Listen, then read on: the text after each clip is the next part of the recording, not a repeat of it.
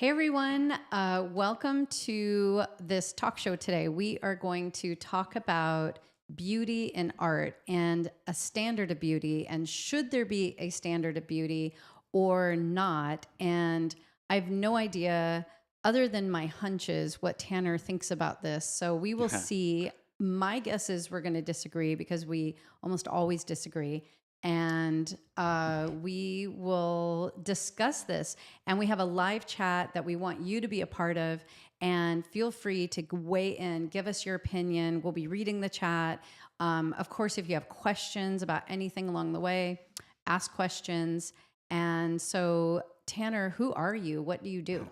Well, my name is Tanner Polsey. I'm the social media manager for Milan Art, amongst other things. And I do art sometimes too. Yeah. Yeah. I always tell Tanner that he's a Swiss Army knife around here because, like just before this, we were trying to figure out the sound hooking up live with these mics because we haven't used these particular mics live yet. And he figured it out. He dredged back to his days at SCAD and his one sound engineering class he took. And all you need, just one class. and he figured it out. So I'm Elli Milan, and this is my YouTube channel, and I am a artist. I also own and have founded Milan Art Institute. So yeah, that's me. And I've been a professional artist for the last 30 years, selling my artwork, been in the art scene, thought about this beauty lots of times throughout my life, and weighed in how important is it to me? What does it mean to me? What is beauty's relationship with art? I've thought about it. I've written blogs about it. What about you, Tanner? Is this kind of a new thought for you, or have you? When's the first time you really thought about? Because you took art history, you went to SCAD, you've been on the art scene too. Like, yeah. When's the first time you thought about beauty in relationship to art? It's not something I don't think I've ever consciously thought about until I kind of started learning about it. I think beauty, or what you find beautiful, a lot of it's a combination of it's innate and influenced by your surroundings, your culture, wherever you are in the world. But in reference to beauty in art, I feel like once I went to college and started taking art history and other art classes too, where those kind of things get talked about more and the theories and stuff behind it, that's when I really started thinking more about it. And I don't know. I feel like it's just, I almost feel like I'm overloaded on it or something. I feel like it's so hard to give it just one solid definition. Yeah. Well, I think we should start there because as we discuss this and probably have differing opinions, if we're not talking about the same thing. Yeah. Then we might as well not be talking at all. Yeah. So it's almost like we have to agree on a definition of beauty in order to discuss beauty. Yeah. And that might be the first challenge. Yeah. So what do you think? What is we should look at, we could even ask, do you have ChatGPT on your phone? I do. We can. Okay. So yeah. You can tell me your definition of beauty. I can tell you mine. And then we could ask ChatGPT what they think. Yeah. That's kind of a conglomerate of what the internet thinks beauty is. Yeah. And of the definitions I've read, I do honestly think what's closest to what I think of beauty is actually Merriam-Webster's definition of beauty, at least one of them, because, dictionaries always have multiple. But it says, expressing or dealing with facts or conditions as perceived. Oh, wait, I'm reading the wrong one. I was like, that doesn't sound like beauty. That was the wrong one. The quality or group of qualities in a person or thing that gives pleasure to the senses or the mind. What do you think of that? No. No? Really? How is that any different than joy or pleasure or... Aren't those things beautiful? Sure, but they're not the definition of beauty. Okay, what's your definition then? My definition is that my personal definition is, so we'd have to like temper this or change it a little bit, but my personal definition of beauty is that it is divinely inspired and it is divinely sourced and it is it touches the realm of sublime and it reflects that which is glorious, magnificent, inspiring, pleasureful, joyful. I don't know about pleasureful, joyful.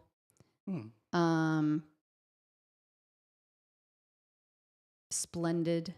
Yeah. You know what? I kind of agree with that. Really? Yeah. Well, that's a great start, everyone. Because I mean, maybe there's bits and pieces of it that I think are, I don't know. But like, to me, that definition sounds very wide encompassing to me. I think that could cover a lot of facets of beauty, which that's what I'm about. So I think that general gist of things we can agree on, that's beautiful. I think then we should define, what does it mean for something to be standard? Oh, interesting. You know? Like standard as in not necessarily ugly, but not necessarily beautiful. Or I mean like not standard, more like objective, I'd say. What does it mean to be objective? Yeah. Because I think the crux of a standard of beauty stems from like, is there an objective beauty or is all beauty subjective? Well, what do you think about that? How do you feel about that? I think beauty is subjective. I don't think it is. To me, it's not. To me, it's objective. To me, there's a absolute to beauty, but that's not true for everyone. Yeah. So, and I don't agree that, this is kind of getting right to the meat of it, but I don't agree that there should be a standard of beauty. I totally believe that,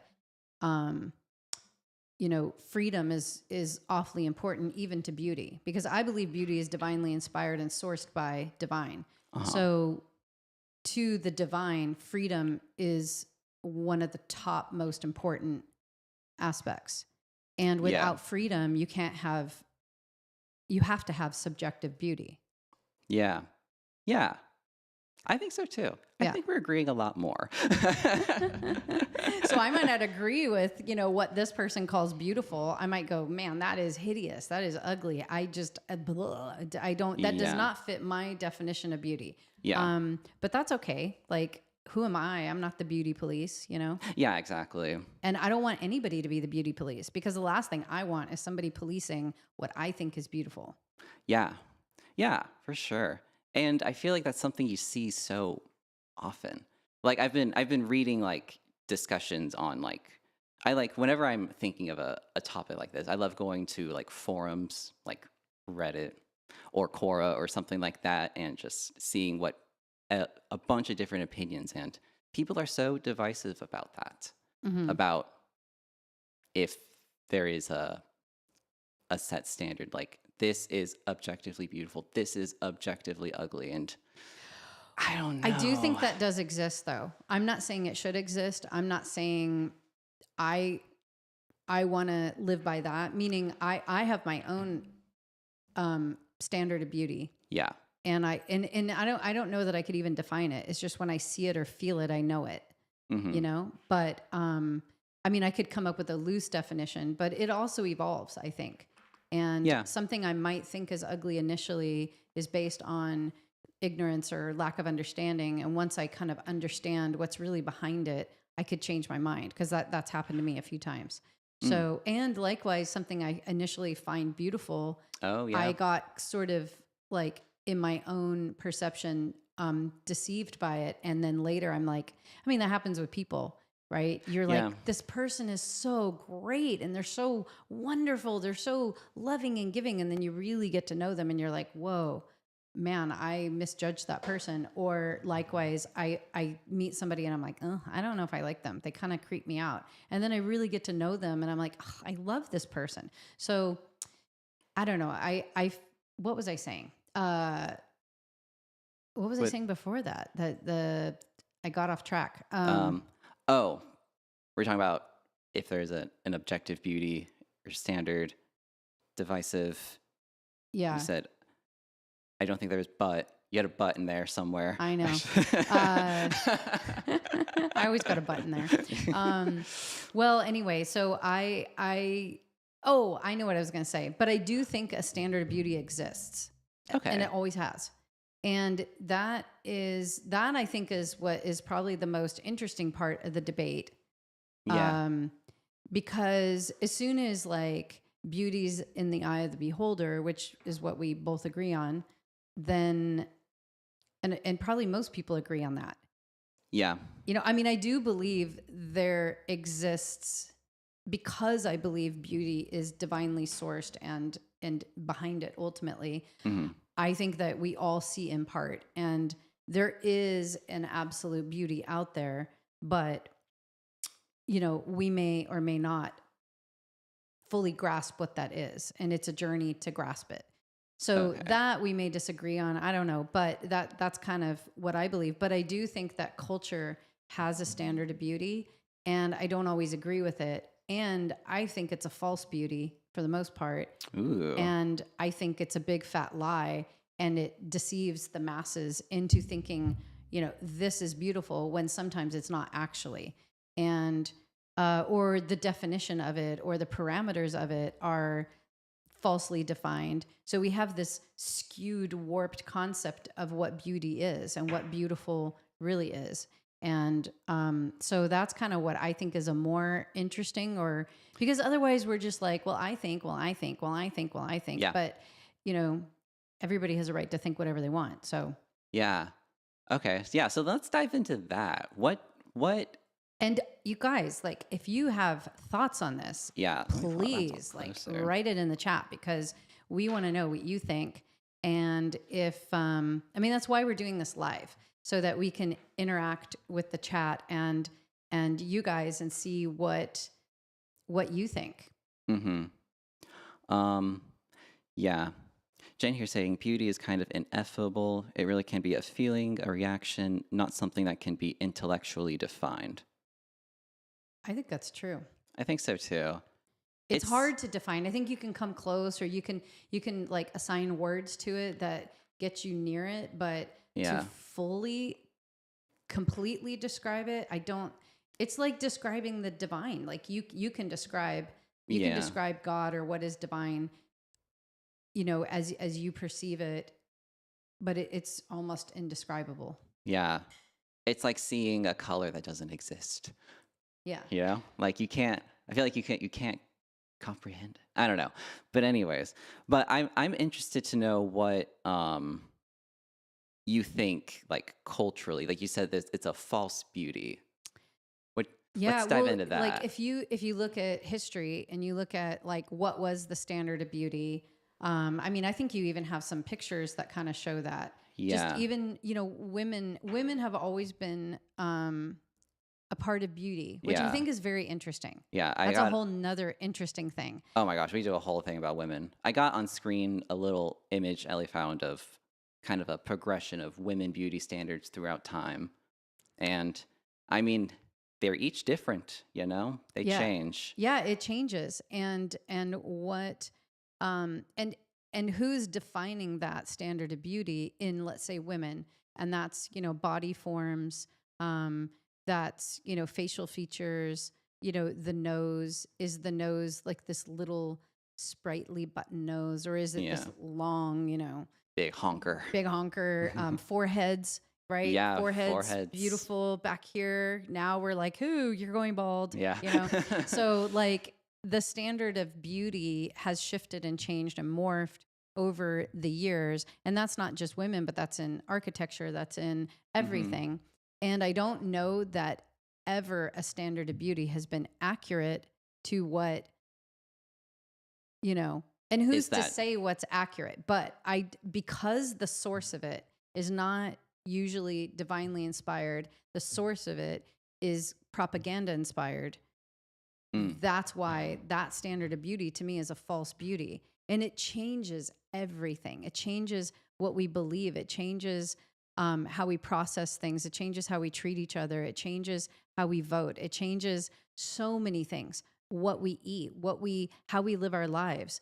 So beauty is really, really important, and it's one of the most influential tactics, I think, to own somebody's mind. Hmm. And we've really not considered it much, and we've given ourselves over to lots of very strange thoughts about what is beautiful. And I think art is the epicenter of, or the manifestation of, that belief. You can almost follow what happens culturally and mentality wise by looking at what is beautiful art, or what is considered high art, or what is the art of the day. It will tell you exactly what's going on in terms of propaganda and beauty. And you can just see it with body types. That's the easiest way to like understand and see it. In the 80s, when I grew up and I was a teenager, you did not want a butt. You did not Yeah. want a butt. A big butt was like what we did. We would get dressed up in our little mini skirts and our combat boots I know. and It was our question, does fishnet this make my butt stockings. look big? Yes. And And I now would, people ask that question the other way. yeah, I didn't figure that out till I had teenage daughters. And, when we would go out as teenagers, we would ask our friends, does my butt look big in this? And they would go, and oh no, and you'd have to go change. Yeah. So I don't know what we were after, but a big butt was not what you wanted. You avoided it at all costs. Yeah. And now it's the exact opposite. And I remember I said to one of my daughters, I can't remember which one, but I turned around and I go, oh, my butt looks so big in these jeans. And she's like, you're bragging. And I was like, what? I am not bragging. That is like, I grew up my whole life not wanting a big butt. And, I'm Greek. So I got a big old Greek butt. And, now I guess it's cool. Yeah. But my standard of beauty that I've been indoctrinated with, which is a false beauty, it's not real. It's not truly beautiful.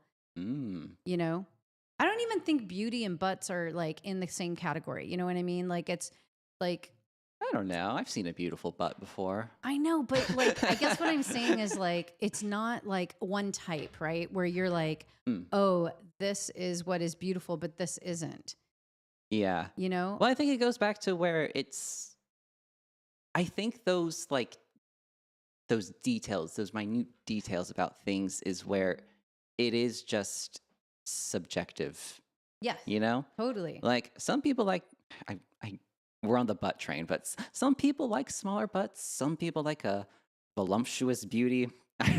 Yeah. Right. And And so that is like definitely subjective, but there has been a standard of beauty, which is it's always been promoted by who's in charge. Yeah. It's always been promoted by, the standard of beauty is owned by who rules the world. And so, in Medici's days, it was them, and what they purchased in art, and, how they, I mean, Titian at first, his women were not considered. They were like, why do you have these big manly women? Mhm. They're so large or so, and then, 100 years later, it's the standard of beauty. Yeah. So it's because there's like, I think personally, an agenda, and you definitely see it now a lot more. And it's it's corporate, but not just like, it's not business and capitalism. That's not the evil hand behind it. I feel like it's on a higher level, like government, statesmen, rulers of the monetary system. They are the ones that are deciding for a reason what is, what Mhm. is the standard of beauty. And there was a systematic attack on beauty in, modern times to desecrate what is beautiful. A total, and then women became, a hot commodity, and women's form and fashion, and what women should look like, and you see it like all over media and TV and commercials and everything, and it's become, beauty has become a commodity to pull strings with, and and twist people's minds into behaving certain ways.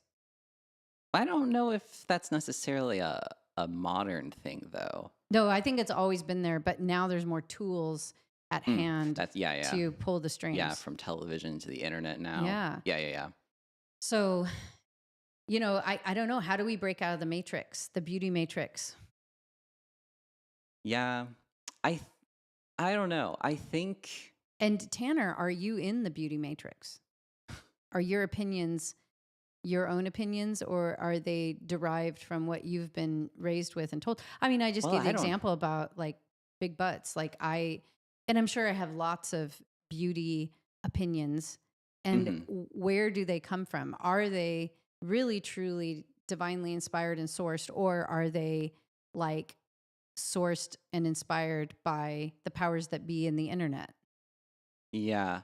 Well, my thing is can you how are you able to differentiate? Yeah, exactly. Because what if the powers that be that set these standards and stuff, like what if they are divinely inspired? I don't I don't know. think so, because you can really see why they're the way they are. You know Yeah. what I mean? Yeah, And I mean, I read a lot of criticisms, I guess, of like, I think architecture is a way to clearly see it. In fact, we've got a little graphic that kind of shows buildings throughout the decades. So from like the 20s and the 30s, skyscrapers were more ornate. They had more design to them. They had what a lot of people would call more beauty to them. And then from the 50s onwards, they just became rectangles.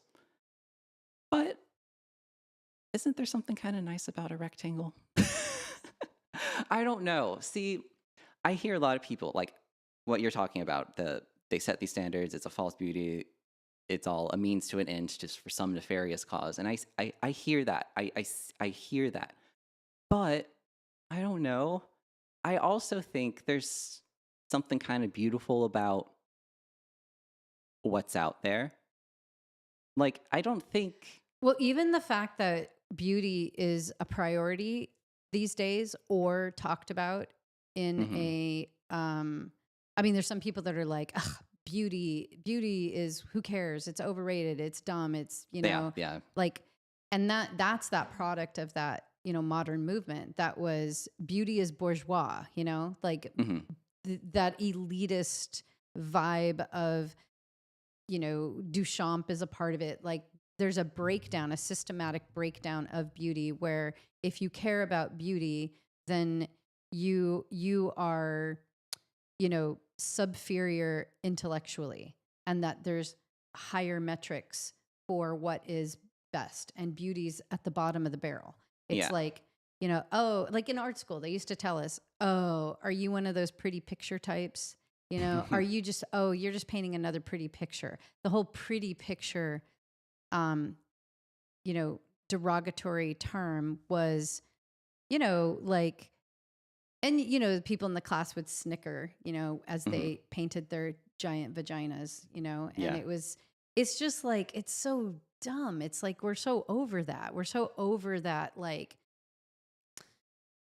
you know, art and what's out there in terms of design or fashion or whatever is shocking and reactionary and a statement, and I think we're coming full circle to where people actually appreciate beauty again, and it's not taboo to even say so. Yeah. Or Yeah. it's almost, beauty is now sort of becoming counterculture. Hmm. Yeah, I've seen that sentiment too. And I don't know. But then it's just like I feel like it almost horseshoes back to um instead of being like the people painting their big vaginas, you're like, "Ugh, you're just painting pretty pictures." To where then the people that are painting pretty pictures will then start to be like, just painting big vaginas. And like, I mean, I don't know. Especially on like Twitter or X, whatever it's called now, um, that is an argument I see all the time about it horseshoe theories back to where like I agree. There was a time where the more conceptual art was kind of viewed in a higher regard. I don't know if it was necessarily. Well, that was the whole point of conceptual art, is that it surpassed and was at a higher level than aesthetic. Yeah, yeah, Concept had to override aesthetic, and aesthetic, took a back seat. And yeah. then it became anti-aesthetic. And it was like anything but what is aesthetic or beautiful or visually pleasing.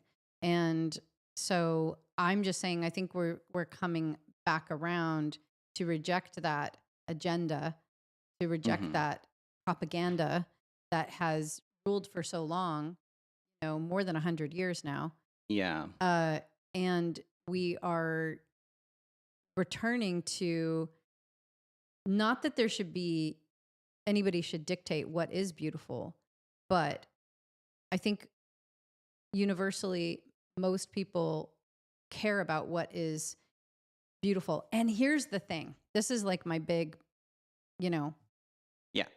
statement, argument, Lay it is on. that I think we're seeing a return to populism because of the internet, because there's access to a lot of information, and they controlled the information for a long time. Now we're starting to see that some of those borders around information are, and free speech and, um, you know, uh, not having gatekeepers to information is definitely a trend.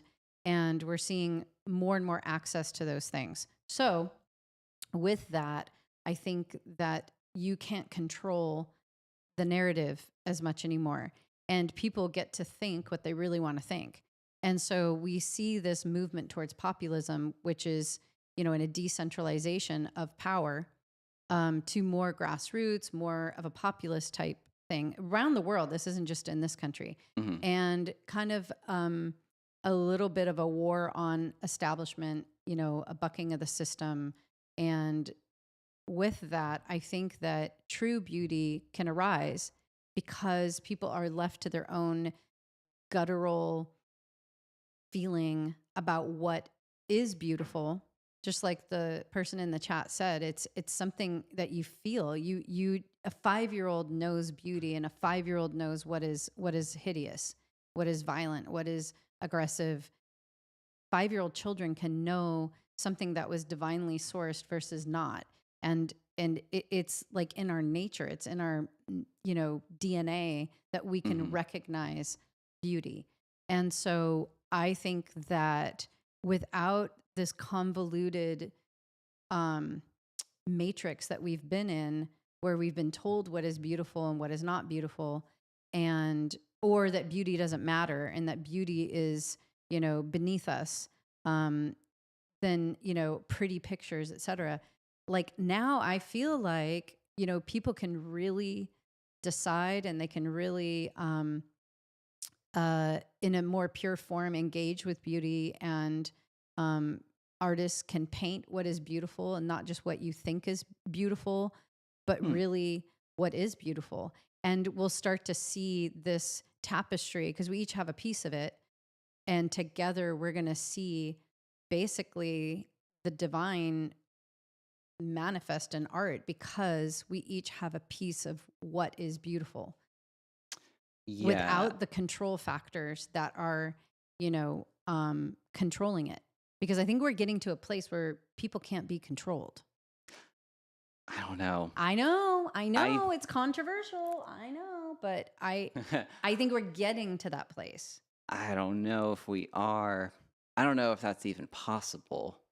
I don't Why? know. It Okay, this might is. this might just be me being a little pessimistic maybe. It's okay. But I don't know. I kind of see it. I think I agree with you. We're entering a good age where people are focusing on beauty a lot, whatever beauty means to them. They're focusing on that. But I think it's eventually going to just become controlled again because the How? powers that be are just going to use whatever the populace likes to control them. Like propaganda can be beautiful aesthetically, you know? And I don't know. Yeah, I mean that's a good point, but I think the other side of that is that the control mechanisms that we've had for so long are. I mean, pretty soon we're going to be able to like decide things on blockchain, and there isn't going to be that whole idea, whether it's cryptocurrency, blockchain, um, it's the types of technology that is available now, right? AI, right? AI is like this thing that just goes loose, Hmm. and one person, one entity, one government can't really control all of AI. Unless you go into some super drastic things like North Korea, where like, there's a lead ceiling and, no internet's coming in and like, but that's becoming more and more rare, more and more difficult to do. Um, you know, uh, War breaks out over here. People have cell phones and they're recording it. Yeah, And you even when the press isn't allowed, there's the press isn't allowed in some countries that are at war right now. Yet people have their cell phones and can upload it, and we see what's happening. So I just think it's getting harder and harder to control people because of technology and open technology.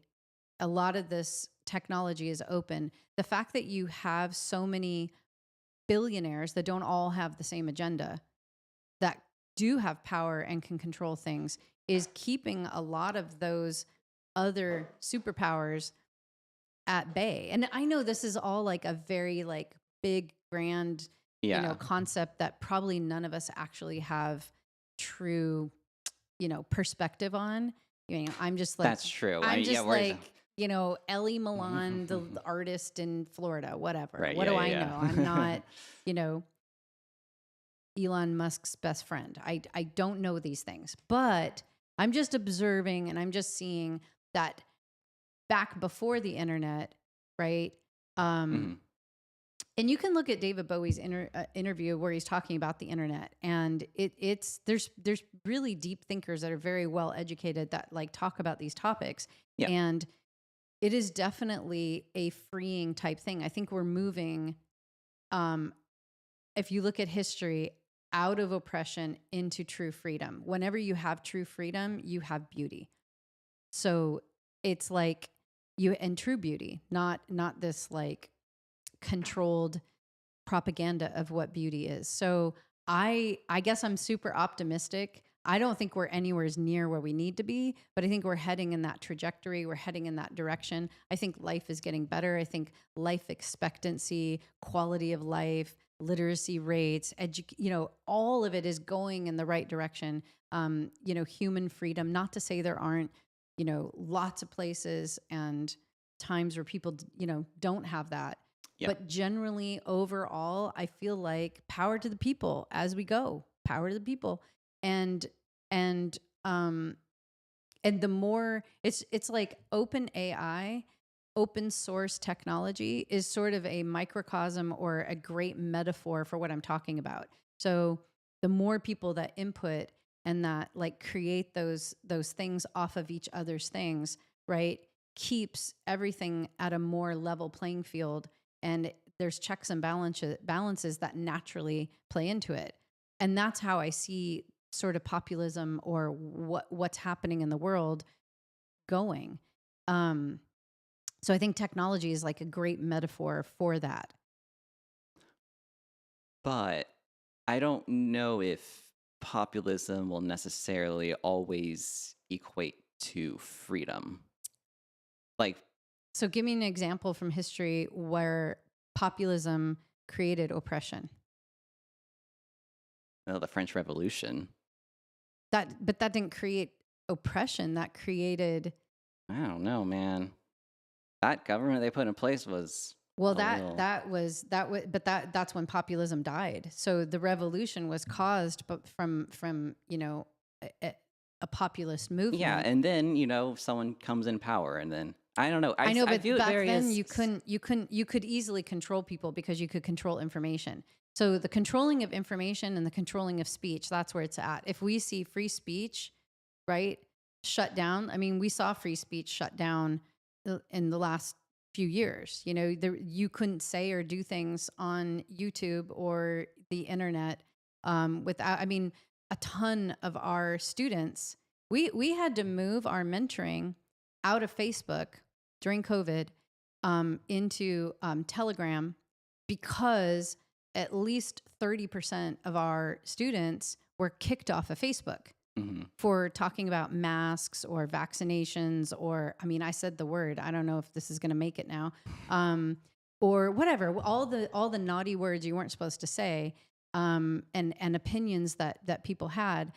That is like shutting down a free speech, and so you don't have to agree with the speech, but free speech is the very like core essence and freedom of information. So freedom of information and freedom of speech have to be there. And I think we see more of that now. There's ups and downs, there's valleys and, peaks. I get it.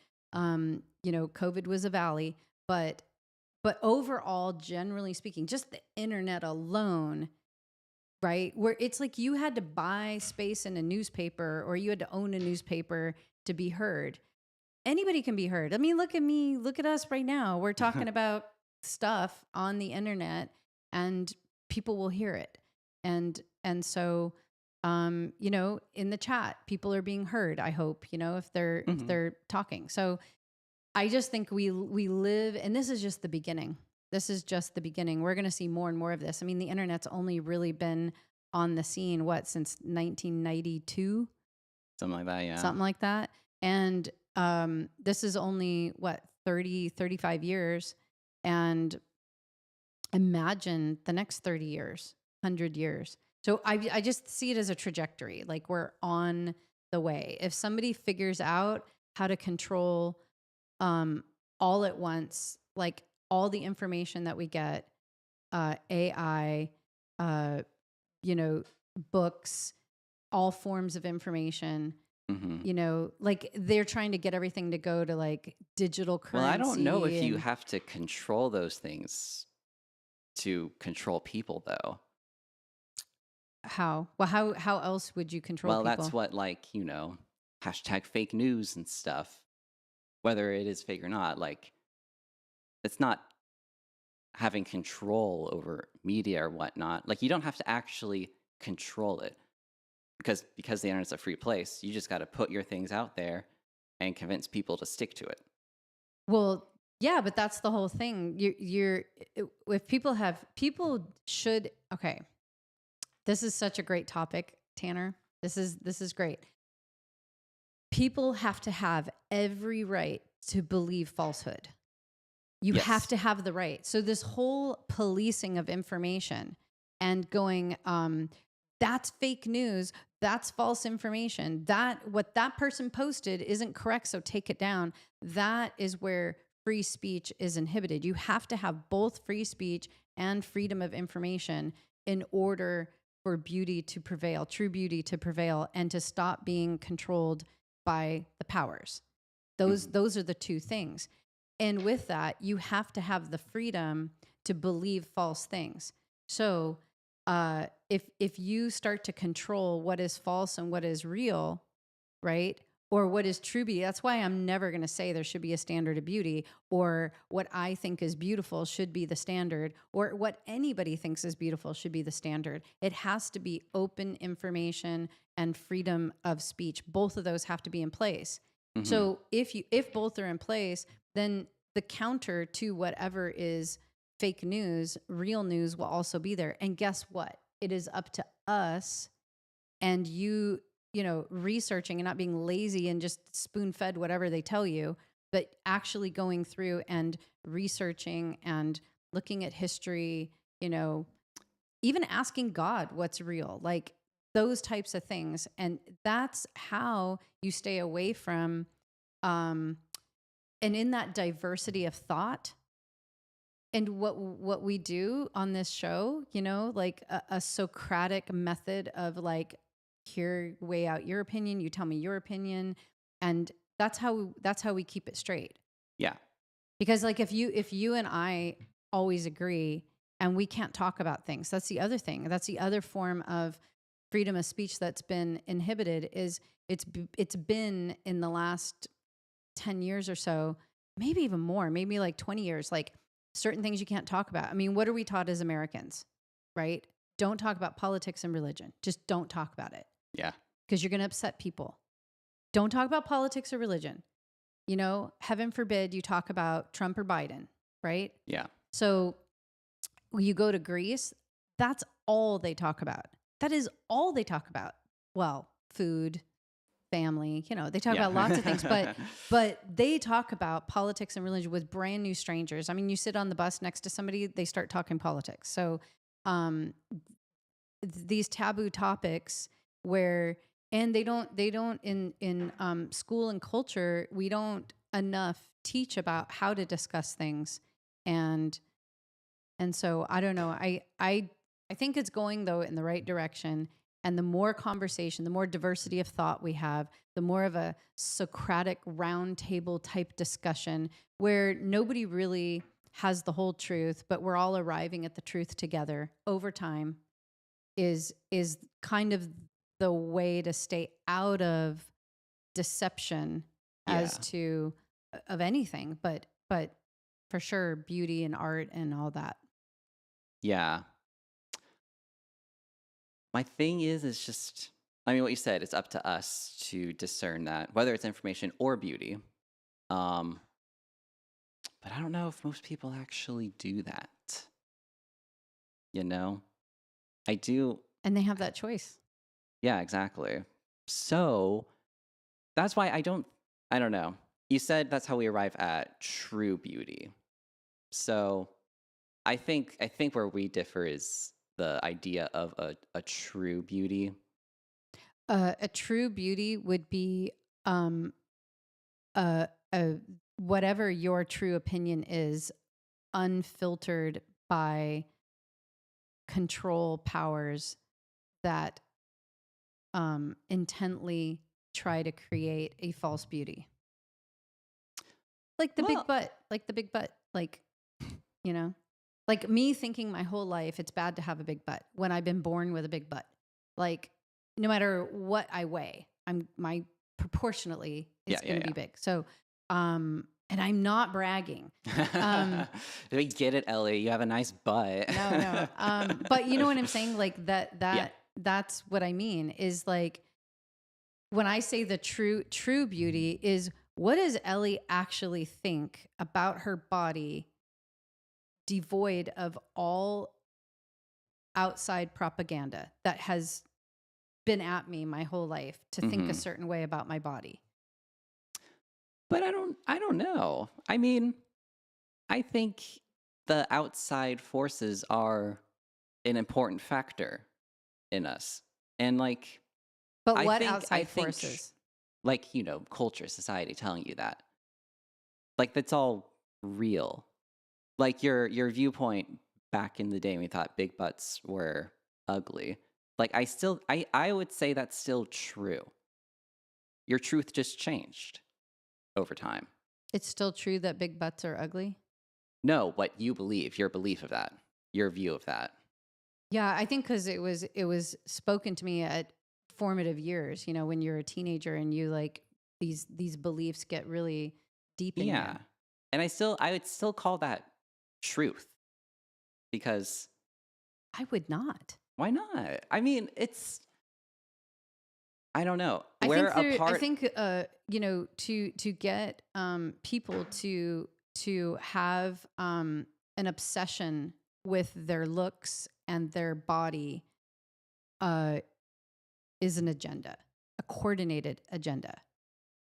So true, what I'm differentiating between true beauty and false beauty is your opinions, which can be anything, as long as they are outside of and not influenced by a coordinated agenda to a means, you know, to an end goal. Yeah. I don't know. I kind of feel like you need both though. And that's how I think you get the truest experience because, you know, no man is an island or whatever. The outside factors are a part of our reality, and how we interact with those outside factors affect us, and that's real, that's true. Mm-hmm. So So then I how do you how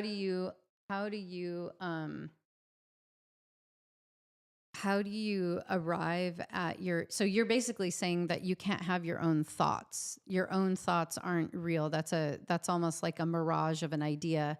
And no, your thoughts are basically a mixture of all the outside influences. it's a mixture of outside influences and what's inside here. Mm-hmm. I don't think you can separate the two.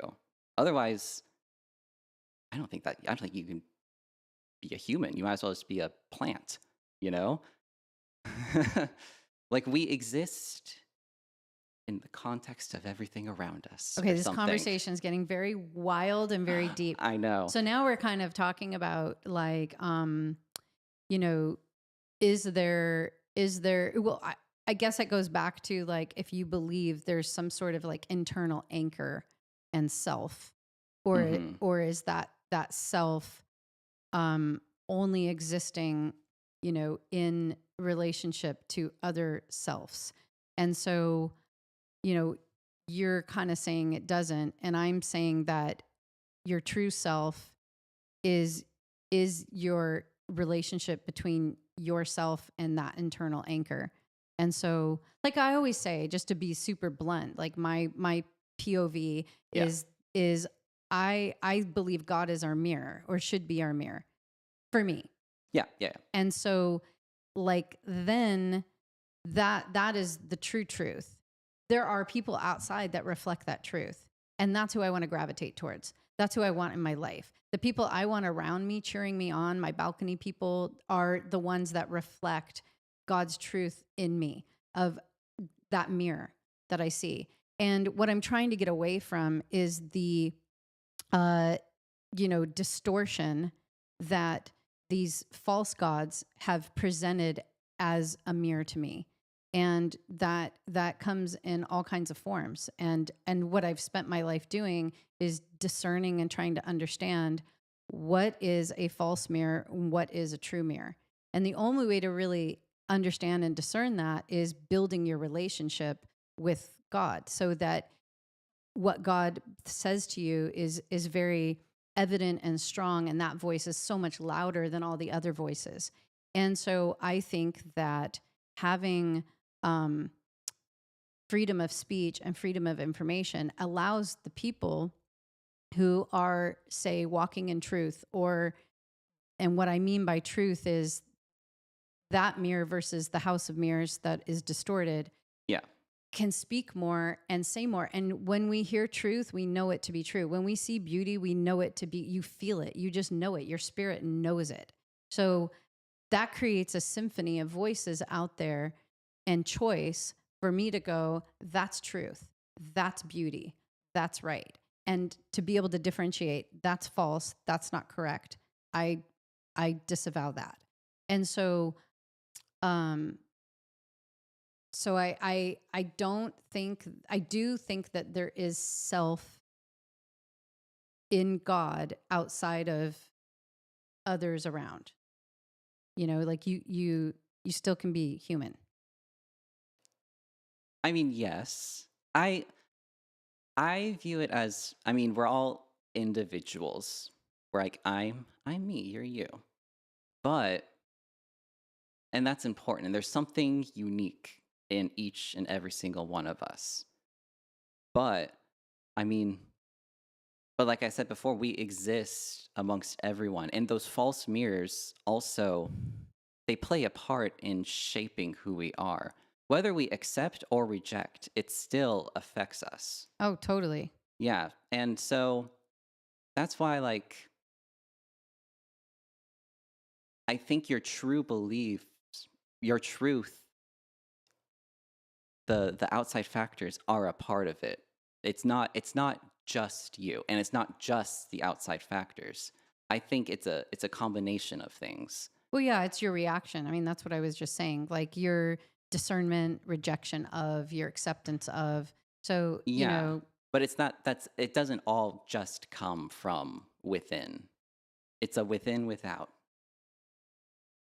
It's osmosis.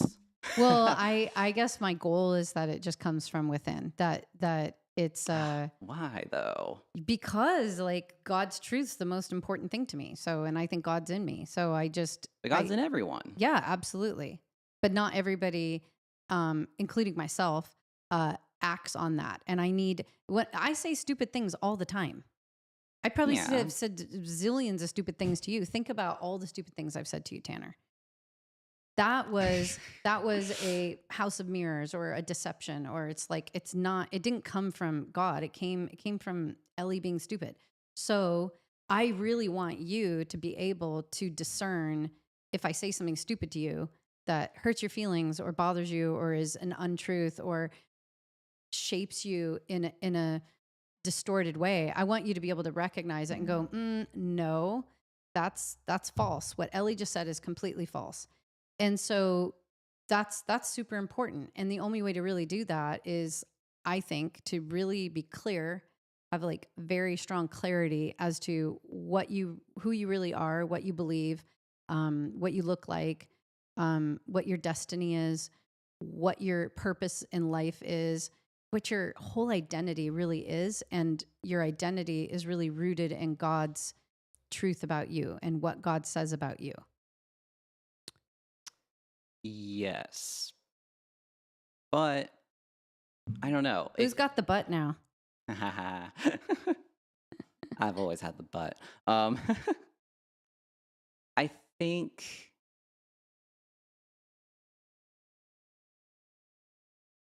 I don't know. I feel like I'm just gonna say the same thing again. So it's like Yeah. yeah.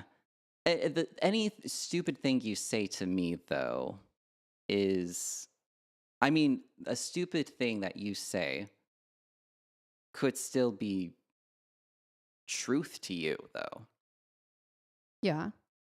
and false to me. But Totally true. yeah. So Well, I'm not I taking anybody's freedom away. Everybody has freedom. yeah. Everybody has freedom to either believe truth or not truth or anything in between. There's a whole lot of people out there who don't even believe truth exists. And Yeah. and so and there is no absolute truth, and truth is relative. So, there's lots of thoughts out there, and everybody has every right to believe anything that they want.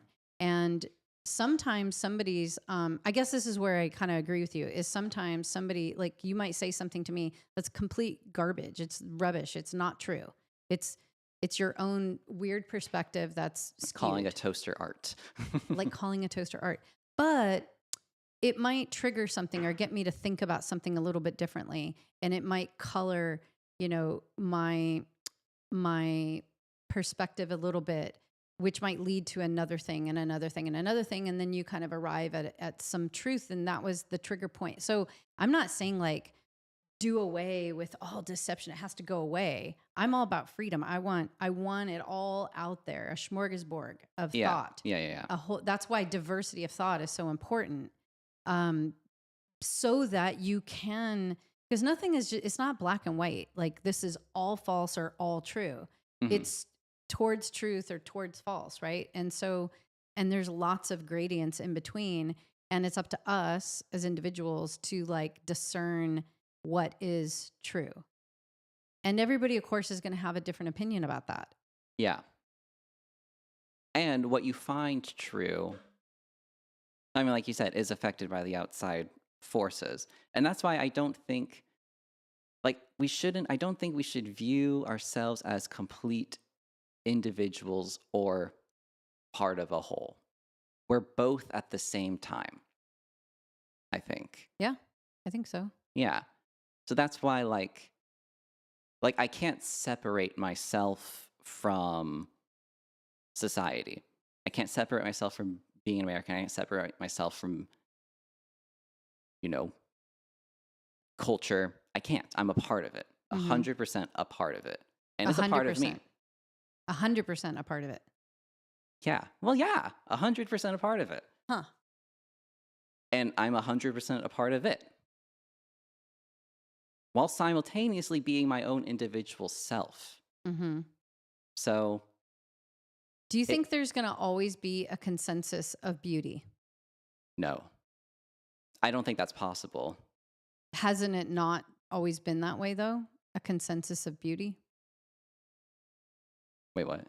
Like a Like, consensus, like the masses believe this is beautiful. a consensus. Okay. Yeah. There's things that most people I think would agree is beautiful. Right. So do you think that there'll always be a consensus? It may change over time, but there's going to always be like, you know, d- there won't be just an equal diversity of what is beautiful. There always will Oh, be a consensus, is I guess what I'm saying. yeah. A majority. Yeah. The majority of people will go a certain way. Yeah, I think so. I mean, I feel like that's what we've seen throughout history. What do you think?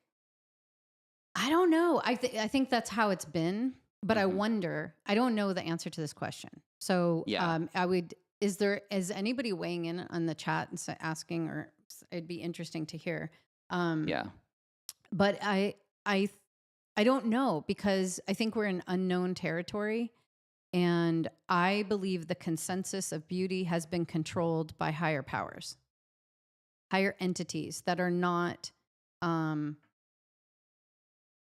benevolent, Hmm. like I think that controlling powers, dark powers, I'll even go as far as say dark powers, Do it. have controlled the consensus of beauty to the point where it might look very similar to beauty, let's say true beauty, whatever that is, Yeah. but skewed just enough that it has a lot of damage. So but now, if I'm right, and we're moving into an age of true free speech, widespread, and freedom of information, therefore, true diversity of thought, Hmm. and a culture that embraces that and will discuss and hold the idea that we only see in part and we are together arriving at the truth over time. So if things go that way, as I see them, that's where we're headed, Hmm. um, then I don't know that there will be a consensus of beauty. I think there will be camps of beauty, Yeah. And some but of it will be camp. um, yeah. but I don't know. I honestly don't know. Yeah, I don't know either.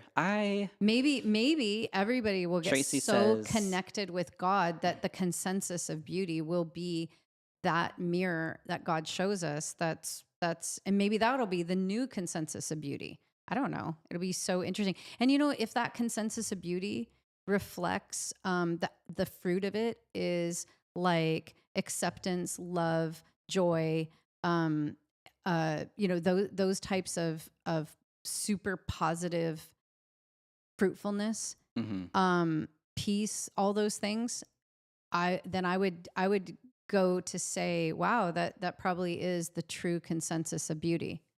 But as long as that consensus of beauty, the fruit of it is like competition, sadness, oppression, like "Ugh, I wish I looked like that, but I don't. Um, you know, uh, any kind of form of violence or control, like to leverage it. If that's the fruit, then obviously it's the evil powers that are controlling it. but aren't the evil powers human too? Well, No, who knows, actually. no, I don't. I think they hate humans. Oh my gosh. ChatGPT just started talking. Well, let's ask it something. Okay, you were going to read something from the chat, and I kind of interrupted you. Oh, where did it go? Oh, Tracy Splain said, I think there will always be a consensus of beauty, but that doesn't make it true beauty to everyone. Yeah. I think that's more along where I'm thinking. I don't know. I think it'd be kind of hard, but I don't know. I don't know. Like you said, I just feel like there's less of a consensus about most things these days. That's true. I think everything was more homogenous in the past. Things have become much more diversified as we move. So that's why I'm not so sure there's going to be a consensus of beauty. But I don't know. I mean, maybe I don't know. And if there is a consensus of beauty, and we do have free speech and freedom of information, then I would say that might be a consensus of true beauty. So that's kind of where I'm at. Yeah. So I guess I hope there's a consensus of beauty.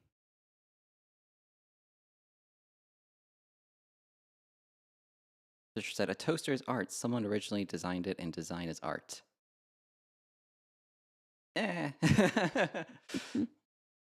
What makes it art is that I put it in a place to make it art.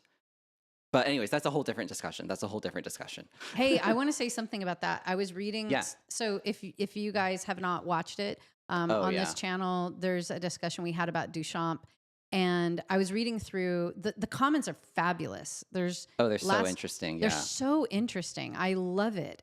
And people put a lot of thought into it. They really wrote out really, really well thought out thoughts, you know? Yeah. And obviously I don't agree with all of them, and that's totally great. That's totally fine. Yeah. But one person, I wish I could remember her name, but one person wrote out a comment that sort of changed my thoughts a little bit about Duchamp. So I wanted to share that. She basically said, I wish I had her name, but she basically said, I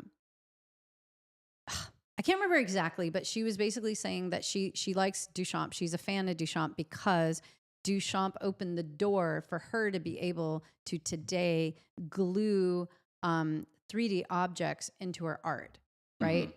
And so, like, you wouldn't have Julian Schnabel, who painted with broken plates, if it wasn't for Duchamp, that kind of idea. Yeah. And yeah, I agree.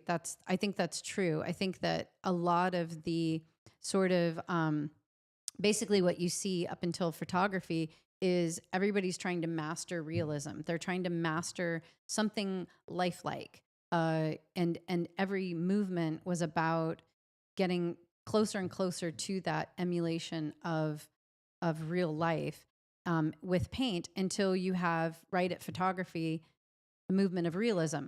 Then what you see is a breaking down of it. There was nowhere else to go. They mastered it, and they could paint it as good as a photograph. And then photographs came, and they were like, all right, now what do we do? Well, let's deconstruct it all. So then every movement was a deconstructive of perspective, a deconstruction of color, a deconstruction of light, a deconstruction of form. And then Duchamp's like, let's deconstruct it all. Yeah. And let's just call stuff that isn't art, right? And that opened the door. So all these deconstructive things and the postmodern movement, I mean, it's all, in my opinion, non-beautiful art that like challenged and gave us a whole epoch of blah, right? Mm-hmm. Ugly buildings and all kinds of, you know, I mean, even, I don't know. I kind of even want to say, like, because I really do believe that art prophesies our future, a whole lot of dysfunction and breaking down. Like the breaking down of art caused the breaking down of a lot of society, a lot of, you know, family structures, a lot of political structures, a lot of things got broken down. But it's a necessary phase to get to the other side. To build it back better. To like be able to have all the tools available to now produce beauty, you know? Yeah. So I appreciated that comment. I appreciate all the comments, you know, even if I might read them and be like, nah, but, yeah. So I thought that was kind of interesting. A little caveat to our previous discussion. Yeah. And toasters are beautiful. Our toaster's not that beautiful, though, in my opinion. My toaster is not beautiful, and I resent it. Really? I absolutely resent it because it's on my counter, and I never use it because I don't eat bread. And so it is only there to serve John and his bread eating. And so I don't have that much counter space. And so I sacrifice this area this big for the giant toaster for one person to make bread every once in a while. And you know what? There's something kind of beautiful about that. No, there's not. There's beauty in self-sacrifice, Ellie. Yeah, that's true. I agree with you. There is. All right. Okay, well, I think that is, unless there's anything more you want to read, I think that's probably it for this discussion. Huh? Yeah. One last comment. I think just because I think Jen worded this better than I did about, we were talking about self-anchor or whatever. She said, I think there is always a balancing act between consensus and individual perspective on beauty. Human nature is both individual and collective. We are social and want to fit in with the community. Which I think that's true. We're social and individual at the same time. And that's what I mean is that we're totally both at the agree same with that. time. I totally agree with that. Yeah. Anyway, I don't want to get back into it. Rewind and watch that part again if you want. Yeah. But this was super fun. Thank you so much for everyone who joined. Thanks for having me, Ellie. Yeah. Well, thanks for being a good sport and, discussing. Okay, well, if you're watching this later and not live, let us know what you think in the comments. And, we're still trying to figure out a name for the show. I'm sort of mulling over stealing the light movement name because, I kind of started it back on the other channel. So maybe we'll, because we're not really doing anything with it right now. Yeah. So maybe we just continue it. Maybe it just kind of travels and morphs from channel to channel. Yeah. So it's a light movement, literally. It is literally a light movement that's just moving. And, so I don't know. We'll see. Let me know what you think. Should the light movement now be here on Ellie's channel? Because we're about to have a bunch of outstanding artists here and I can get into all kinds of cool discussions with them. And so okay, well, thanks for being a part of this and let us know what you think in the chat and if you like the whole live thing, because we're thinking about doing this on a more regular basis of going live and we'll see you next time. Bye.